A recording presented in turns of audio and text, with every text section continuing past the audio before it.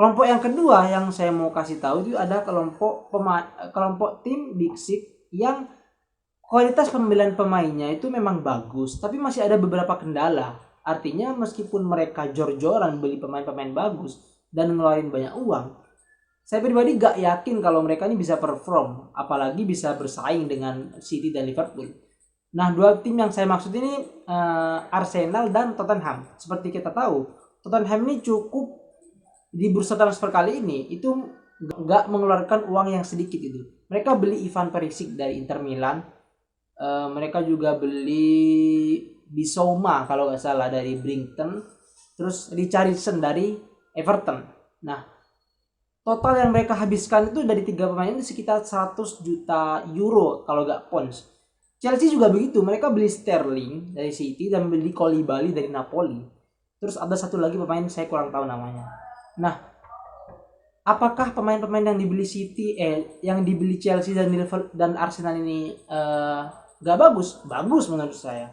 Tapi ada beberapa kelemahan yang menurut saya belum bisa terjamin bisa ditutupi oleh pembelian pemain ini. Contohnya Arsenal nih. Arsenal hari ini di bursa transfer kali ini itu cukup jor-joran belinya. Mereka beli Zinchenko untuk back. Terus mereka beli Jesus untuk striker. Terus mereka beli siapa lagi? Fieri dari Porto kalau nggak salah. Pokoknya mereka tuh beli beberapa pemain yang kalau dijumlahkan totalnya nggak sedikit gitu. Nah, cuma menurut saya nih, kelemahan Arsenal ini ada di sosok pemimpin. Mereka tuh gak punya sosok yang bisa dijadikan pemimpin untuk memimpin seluruh pemain-pemain mudanya. Arsenal ini terlalu banyak pemain muda yang menumpuk. Kayak di depan ada Bukayo Saka, terus Odegaard, terus Nicolas Pepe gak muda sih. Terus pokoknya banyak pemain mudanya, Martinelli. Ya mereka bagus sebagai pemain muda, tapi untuk liga yang seketat dan sekompetitif Liga Inggris, terutama nanti di akhir-akhir menjelang kompetisi berakhir, itu bukan cuma main bagus yang dibutuhkan, tapi mental. Dan mental ini bisa kebentuk kalau tim itu punya pemimpin. Di City mereka punya pemimpin kayak Kevin De Bruyne, terus di Liverpool mereka punya pemimpin kayak Henderson, Van Dijk yang sosok pemimpinnya tuh kuat banget. Nah, Arsenal ini nggak punya. Terakhir malah saya dengar beritanya tuh Odegaard yang masih muda mau dijadikan kapten. Nah, ini menurut saya yang celah yang masih dimiliki oleh Arsenal. Mereka pemain-pemain mudanya bagus, perform semua, tapi sosok pemimpinnya itu belum ada. Nah, ini yang bisa saya takutkan seperti musim lalu. Seperti musim lalu kan Arsenal bagus di pertengahan, tapi di akhir-akhir menjelang detik-detik akhir laga-laga akhir Premier League mereka tergelincir, sering kalah, akhirnya disalip oleh Tottenham sampai sekarang nggak bisa berlaga di UCL. Ini yang saya maksud dengan pentingnya mental di sebuah tim. Itu kekurangan Arsenal. Kalau Chelsea dari dulu sebenarnya sebelum beli Sterling dan Koulibaly, Chelsea ini kalau menurut saya ada banyak pemain yang mumpuni di Chelsea, tapi pelatihnya nih Thomas Tuchel ini belum bisa menemukan komposisi yang pas untuk ngeracik semua pemain bagusnya ini. Kalau kalian perhatikan nih kayak pemain-pemain kayak Havertz,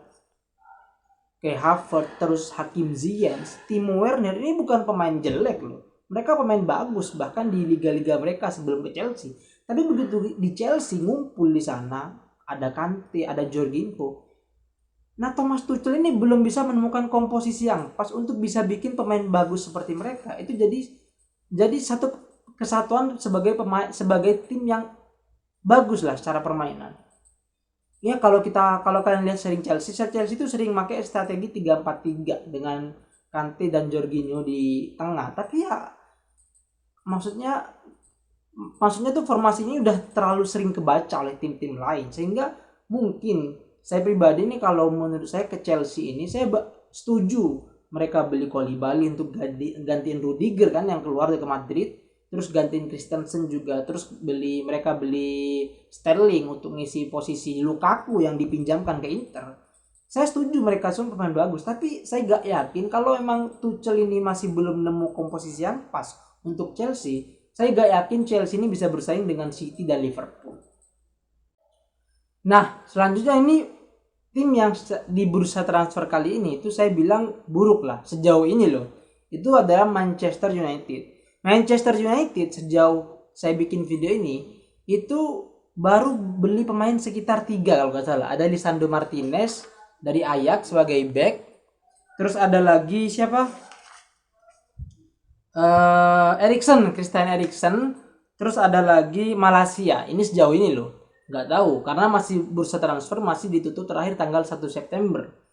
Nah, ini saya merasa MU ini secara pemain, secara kualitas pemain itu masih belum mumpuni. Dan artinya untuk menutupi celah-celah di musim lalu loh. Kita kan tahu sendiri celah MU di musim lalu yang sampai gak lolos UCL itu kan terlalu banyak celahnya.